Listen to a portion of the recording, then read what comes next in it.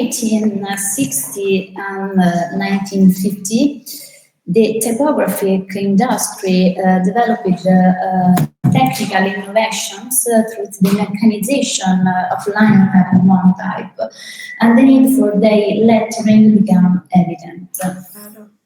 Among the best examples of lettering, many were created by Anglo-Saxon designers, so after the artistic revolution undertaken by William Morris.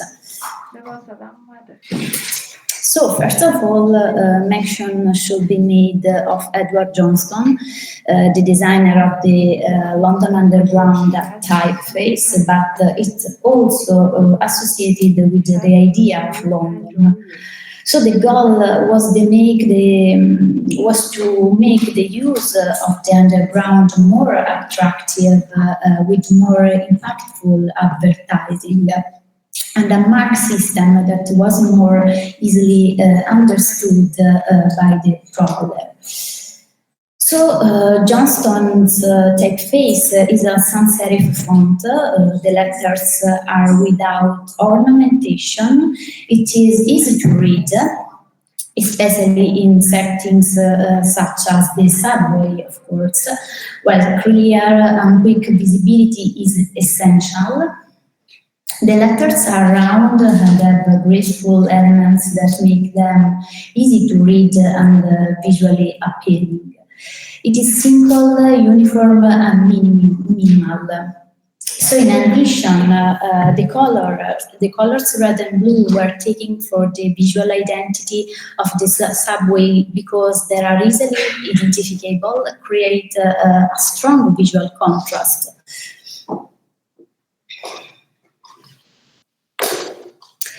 Frank Pick, general manager of the London Underground, asked Edward McKnight Cofer to create posters for the Underground. So Cofer was a famous artist and designer in this way. So his posters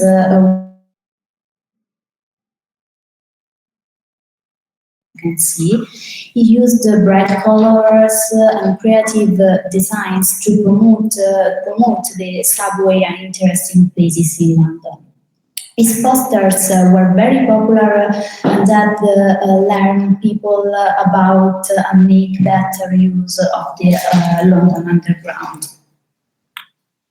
So in addition, this poster designed by Maurice Beck was put out by Underground in the 30s. So it was directed at the staff and was reflective of the telecommunications technology in use. Train drivers could stay in touch with each other and with the control room by tunnels. He uses also the photomontage technique. In the 30s, he designs a series of subway posters using the same photomontage technique. The first one on the left advertised the opening of a new escalator at Melbourne Arch underground station in August in London. So the middle one shows a photograph of 55 Broadway, first station of the London Underground. And the one of the left is promoting the taxis the Underground Group pays on gasoline and staff insurance. The information highlights the company's operations and therefore its contribution to London's economy. So here we can see another important project for the London Underground, the map created by another graphic designer, Harry Beck, introducing a new way of visualizing the London Underground network, placing an emphasis on simplicity and clarity. It is simple diagram showing only the stations and the main lines in the schematic way. So the lines on the map are horizontal, vertical, and so on, forming a regular grid of sections. So this makes it much easier to understand and find your way around. So stations are represented by circles, squares, or other geometric shapes to facilitate identification and separation of different stations. So each subway line has a different color, making it simple to recognize the different routes. So Harry Beck's innovative approach to subway mapping has set a standard in the public transportation map design and has influenced the creation of transportation system maps worldwide.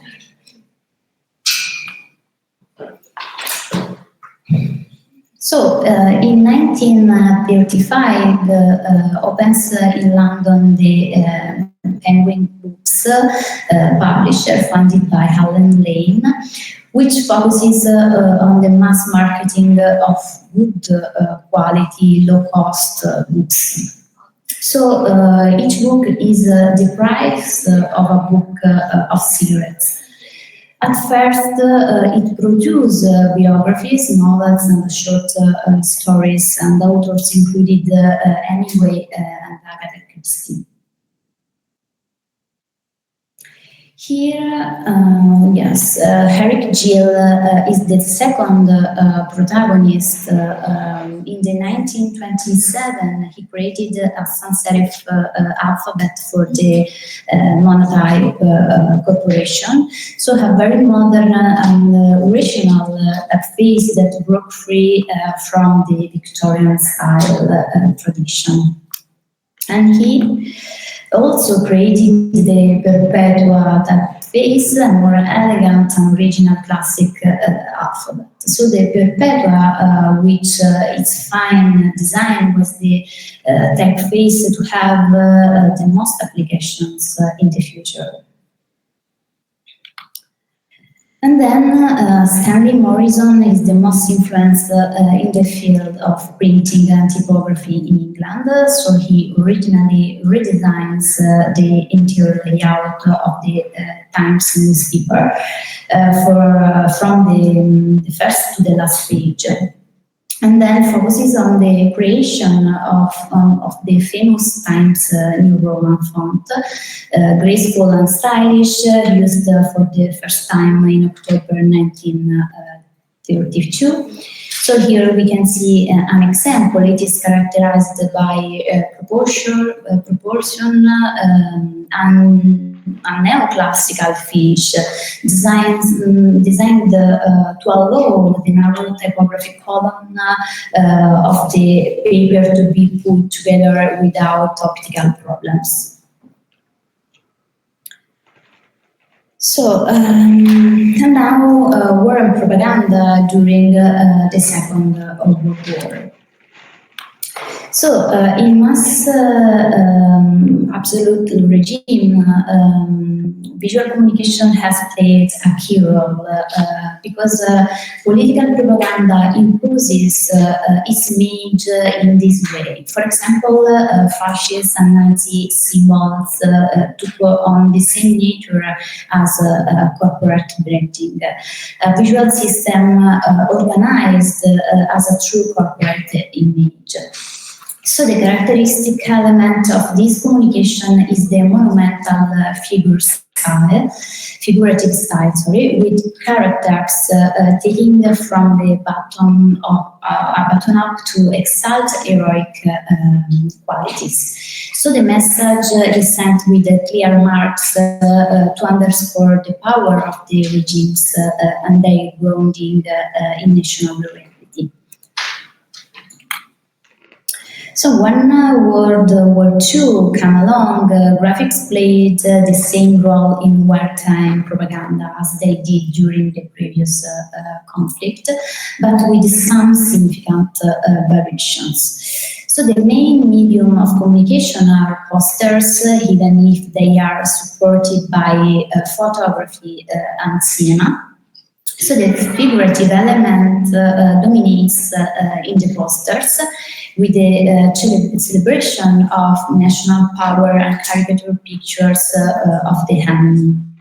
In addition, in the case of the USA and England, the technological tools of the conflict are exalted, such as planes, ships, or motor maps. So the iconic wall poster by Giancarlo was created by the US Office of Emergency Management to promote the increase of production during the war. So the work depicts a worker armed, contrasting with a soldier with a machine gun, an effective juxtaposition in support of the war effort. So this poster is an illustration celebrating the industrialization and war production of the Allies during the conflict. So the central image of the poster shows a strong man's hand holding an hammer, a symbol of force and physical work. So this hand has industrial gears and tools around it, evoking the economy and power of war production. So the image is presented with sharp, simple lines, with predominant use of black and white, giving a sense of focus and determination.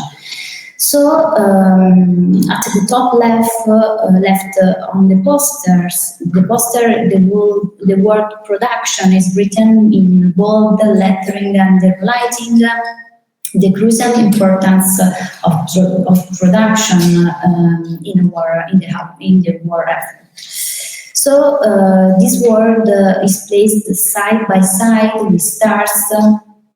Recall the symbol of the USA military. These posters were produced just before the attack of Pearl Harbor, reflecting the growing USA participation in the World War with the industrial production of war materials for the Allied nations. Leo Leoni takes photographic illustration to new levels of invention, integrating the elements of Bauhaus design into everyday life. So these posters depict home from workers and the result of their work on the war front and help connect the domestic experience with the wartime events across the Atlantic, essentials when war was still an abstract concept for most Americans. In Germany, Ludwig Hohlwein, who had also worked for the previous war, as we saw in the first lesson, creates posters linked to the new war. He worked for Hitler's regime and promotes National Socialism. Recurring themes are the promotion of the war, the propagation of Nazism, and the celebration of events of Hitler's life. So he produced several posters to glorify Hitler's and to promote the joining of young people in the Nazi movement. So here are some examples connected with the youth competitions, meetings, or on the right, a poster dedicating to women's enrollment. So the main characteristic is the use of red as a symbolic and nationalistic color. Here are some posters by another German graphic designer, Hans Schweitzer. His style is characterized by realism and the representation of detail. So he used bright, vivid and rich colors which give the design as a vibrant and attractive aspect. So most of his works celebrate the ideology and image of the soldier as an hero. In the center, we can see a poster that says, "Your last hope is Hitler." So the design invokes a feeling of misery and refers Hitler as the only salvation. In England, on the other hand, there is Abraham James, famous for his propaganda posters to influence people to join the British Army or to support the war effort. So the style is very clear and simple. He uses strong graphic elements such as geometric shapes, sharp lines, and clear figures to create impressive compositions. So he uses strong colors and bold elements, iconic and symbolic pictures with an innovative style. So here we see two examples for recruitment for the military service, and the style he adopts for human profiles is very distinctive. Here there is one poster to alert the voluntary spy on the left and one to call the people on the medical service in the war. Here one for the woman recruiting and one for the financial support for the war effort. And then Ben Shom supports the war effort with his posters in a realistic and expressive style. So the images were powerful and the words in very strong. And these works include "This is Nazi brutality," which uses a very rude image of a man in chains and covered by a hood to be a silent testimony to the horrors of Nazism. Now we will see the propaganda in Italy during fascism. After the First World War, the fascism took over in Italy. At this time, the regime arts were used not only to reflect the morals and the ideals of the regime, but also to direct and influence public opinion to maintain a high level of approval and to avoid forms of expression that conflict with the politics and ideas of power. So fascism presented itself as a young, dynamic movement looking to the future. So fascism wanted to communicate a sense of dynamism and modernity to the population. So Mussolini himself wanted to be presented as a symbol of this new fascist youth. So, but the car is also a technological progress and a brave spirit by fascism. So the poster, the new Balilla for everyone by Marcello Ludovic was created to support and promote the new Balilla car also for elegant women. On the right, a poster showing a propaganda message during the fascist period in Italy. The image illustrates a countryman as a farmer intent on reading a material or a newspaper promoting the fascist agriculture. So the poster is a celebration of the role of the agriculture and invites the farmers to read fascist promotional materials. Another strong ideology promoted by fascism is the importance of the family as a fundamental pillar of the society and exalts the ideal of a strong and united nation. So modern Child's Day is a holiday set up by the fascist regime, celebrated on December of each year. So during this day, events and functions are promoted, exalted the mother as a central pillar of the family and society. So it is an event that underlines the role of women as mothers and educators of the future generation of fascist society.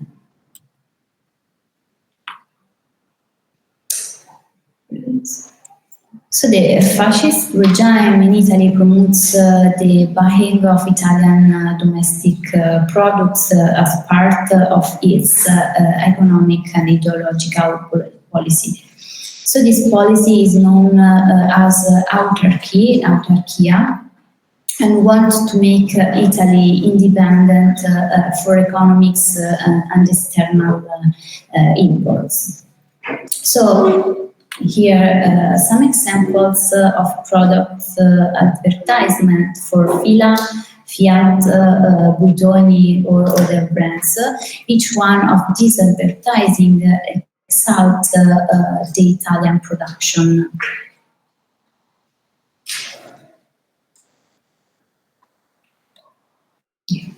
So Gino Boccasile, during the outbreak of war, is named a propaganda graphic designer by the Ministry of War, and his work is oriented around war propaganda.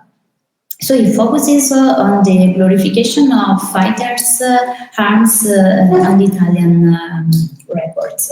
So his style uses an evocative realism with fine illustrations that pay attention to details and expressions. So the pictures are sharp and easy to identify. Facial expressions are clear and communicate emotions and intentions. So he uses bright colors, detailed clothes, and objects. Here's some examples for the propaganda pictures exalting the new social order of civilization and underlining the friendship with Nazi Germany with the slogan La Germania è veramente vostra, Germany is really your friend, with a soldier holding on his hand in friendship. Here's, however, the intimidation of the public comes to the fore, who are invited to keep quiet because the enemy may be listening, as can we see in the image on the left, where a soldier touches his ear. To the right, the penalty for those who sabotage the regime is made explicit with killing.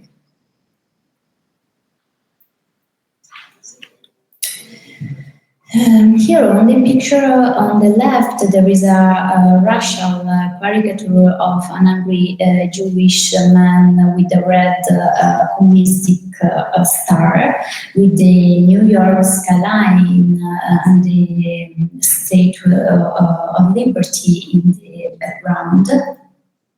On the right, satirical propaganda presenting caricatures of Churchill and Roosevelt as gangsters, holding pistols, a pirate flag with skull and crossbones, and killed people on the ground in a city of ruins. So Mussolini takes a central role in communication and is visualized as a leader with power and charisma, as a warrior and hero with an athletic body and during important events. So the portraits are with strong features and a proud expression. So usually in military uniform and with authoritative actions in patriotic places. These representations are an integral part of the propaganda strategy of the regime to consolidate the personality of Mussolini and Duce and to promote fascist ideology. Here's some covers by Achille Beltrame for La Domenica del Corriere, an Italian newspaper. In the first case, Mussolini exalts the revolution with heroic acts, and in the second case, it is represented without the t-shirt, under the sun, shaking the heart in the Agro Portino, a place outside Rome left alone for centuries and upgraded by Mussolini. Another element is the reference to the Italian tricolor flag. So Mussolini's profile and references to the classical symbolism of old Rome to recall the past. Aspiration of a new national expansion, promote imperialism and create a strong national identity. So Mussolini proposed himself as the new Roman imperator. On the right, we have an insert in the magazine La Rivista promoting the election of the National Fascist Party by Shavinsky. He uses photomontage to represent the dictator as an entity formed by the citizens and to which the citizens belong, recognizing the people and their leader as one and the same. So the sense of the mob is kept visually consistent through the enlargement of the half-tone motif of the head, while Mussolini's authority is given emphasis by both the top-down gaze and the position of the leader, the head, and that of the citizens, the body. So during the fascist regime in Italy, Mussolini strictly controls the media and publications. So magazines considered fascist are those that promote the fascist ideology and support the regime. So here's some of the most important and influential magazines during this period. The first magazine is political journal Gerarchia, an Italian title meaning hierarchy in English, founded by Mussolini in 1922. And then La Difesa della Razza, or the defense of the race. The magazine promoted anti-Semitic propaganda and the theory of the superiority of the Aryan race. So Il Popolo d'Italia was the official organ of the national fascist group founded by Mussolini in 1914. During the regime, it strongly promotes fascist ideology. So, La Rivista Illustrata del Popolo d'Italia is an illustrated version of the magazine Il Popolo d'Italia, published to extend the reach of propaganda using a lot of images and symbolism. So the use of symbolism is very strong in the covers, which are designed ad hoc by contemporary graphic designers. So the cover of each edition presents an image of illustration that attracts the attention of the reader and communicates the main theme of the number. So the covers are true graphic masterpieces of the history of graphic design. So the one on the left is by Marcello Nizzoli, and the one on the right is by Fortunato De Vero. So each one is characterized by distinctive elements. So subject, symbology of the image, title lettering, and the position in the place, in the space, colors, style, and so on. So for this reason, it is interesting to propose you an analysis of some covers for today's exercise. So you have to analyze 5 covers of your choice. You have to go to Google Class, as always, in the folder with all the materials, La Rivista Illustrata del Popolo d'Italia, where you will find a selection of different covers from the magazine and award format. So you have to choose 5 covers, download them on your PC or from WeTransfer or from a Google Drive folder, and compile the Word document with some relevant aspects of each covers. For example, subject, symbology, author if known, or lettering, position in the space, colors, and a general style. So when you complete the analysis, you have to upload the final paper in PDF inside the assignment at the end of the class. Okay. Give me 2 minutes to upload the material.